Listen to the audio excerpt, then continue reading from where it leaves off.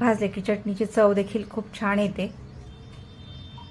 हे थंड होण्यासाठी मी आता एका प्लेटमध्ये काढून थंड होण्यासाठी ठेवून दिलेत। आता नंतर दुसरी तयारी करूया। जिरे घेतलेले आहेत 1 चमचा। ही दुसरी टिप समजा की जिरे सुरुवातीलाच आपल्याला बारीक करून घ्यायची, नंतर वरतून जिरे टाकल्यानंतर चटणीमध्ये ती कचकच करते, त्यासाठी अगोदरच ही जिरे आपल्याला बारीक करून घ्यायची। मी मस्त पेस्ट बारीक त्याची पावडर करून घेतलेली आहे। हे पहा, तर आपले शेंगदाणे देखील सोलून झालेले आहे, त्याची सगळी साल मी काढून घेतलेली आहे। पांढरे शुभ्र मस्त दिसायला लागलेले आहेत आणि तुम्ही बघू शकता मी भाजताना खूप म्हणजे मस्त भाजलेले आहेत। हे अजिबात त्याला करपूही दिलेला नाही आणि कच्चेही ठेवलेले नाहीत।